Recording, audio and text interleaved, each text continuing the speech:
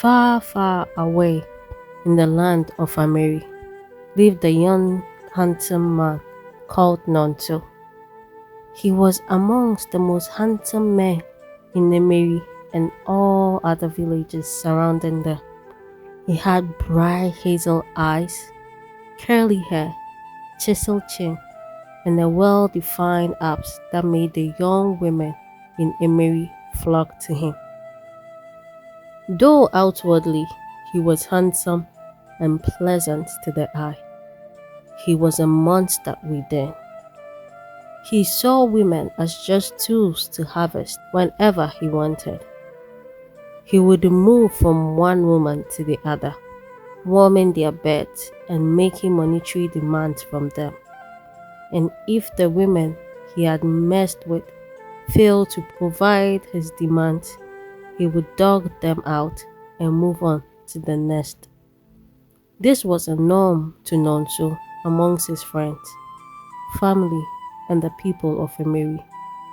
Everyone had come to know that he was a selfish man who didn't care about the women he dated, neither did he have an ounce of love for them.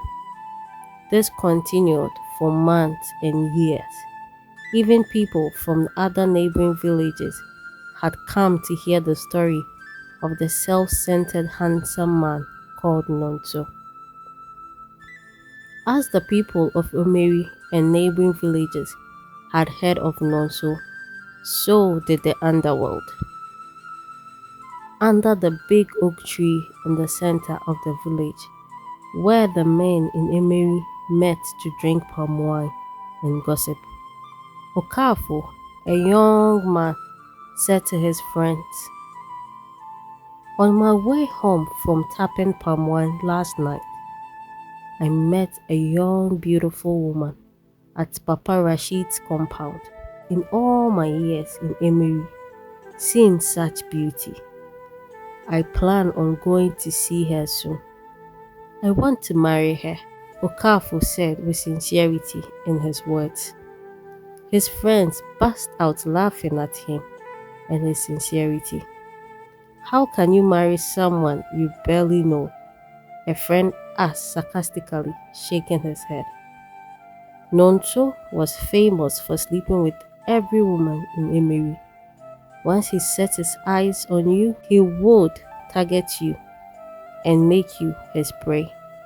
He knew he was charming and had a charming appearance also, and it always worked on every woman in Emiri. This was nothing new to him. He was going to seduce her, the new woman Okafo was talking about. This was before he had met her, the new girl in the village called Amarachi. There were whispers and gossip of the girl that lived in Papa Rashid's compound. Some say she was like the sun. You could barely look at her twice. Others claim she was a princess from far, far away land. And those who knew nothing claimed she was a mermaid. In everyone's opinion, her beauty supersedes the royal princess of Emeri. Nonso had heard a lot about this mystery woman, but he hadn't seen her once.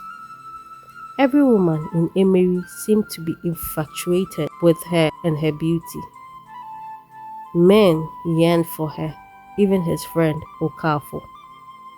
Nonso, letting his curiosity get the best out of him, entered into the compound of Papa Rashid in the guise of saying hello. The middle of the compound sat Papa Rashid and his family, his wife and two daughters, having lunch. Nonso said to the family, "Good afternoon, sir." "Good afternoon, ma," and same to her two daughters.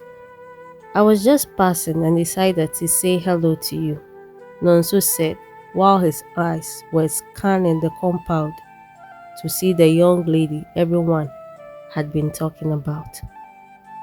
Papa Rashid observed Nonso. He was an elderly man who knew the ways of the youth, and especially Nonso's promiscuous ways, he cut right to the chase.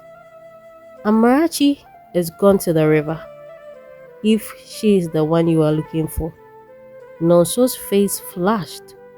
Papa Rashid wasn't playing fetch with Nonso. Nonso walked out of the compound with embarrassment hanging all over him. A week went by and Nonso still hadn't set his eyes on Amarachi, the new girl in Ameri. This frustrated him a lot. He wanted the new girl before any of his friends, especially Okafo. One afternoon, as the men of Emery, both old and young, gathered at the oak tree in the center of the village, Amarachi passed by. Every man, both young and old, was dumbfounded by her beauty. She was the girl most people called trophy wife. Marrying her would make any man the talk of the town. Her hair went down her waist, deep brown eyes and bright skin like cocoa. Nonso couldn't believe his eyes. He was the playboy of Emery. Never had he seen such beauty and elegance. She passed by the oak tree with all these men and never said a word, not even a greeting. I want to take my father to Papa Rashid's compound to seek her hand in marriage, Okafu said to his friends with his eyes following the path Amarachi just took. Every man, both the married and the bachelor of Emery, trooped to Papa Rashid's compound, seeking Amarachi's hand in marriage. Papa Rashid told them one after the other, Amarachi is a traveler passing through Emery. We are not her parents, he said, pointing to his wife. Though she said she's an orphan, I will talk to her about your proposal. Papa Rashid was a good man who decided to give Amarachi accommodation after she came to his compound claiming she was lost and banished from her village after the death of her parents. One after the other, Amarachi rejected all the suitors. None of the bachelors in Emery caught her attention, and also she wasn't interested in becoming a second wife, therefore rejecting all the married men that came to seek her as their second wife. One early morning, as the sun shined through the windows, a group of men entered into the compound of Papa Rashid. My husband, Nonso, and his family members are here to see you. Sadia, the wife of Papa Rashid, barged into his hut to inform him. Papa Rashid welcomed Nonso and his family members and elders that came along. He said to them, Welcome to my compound.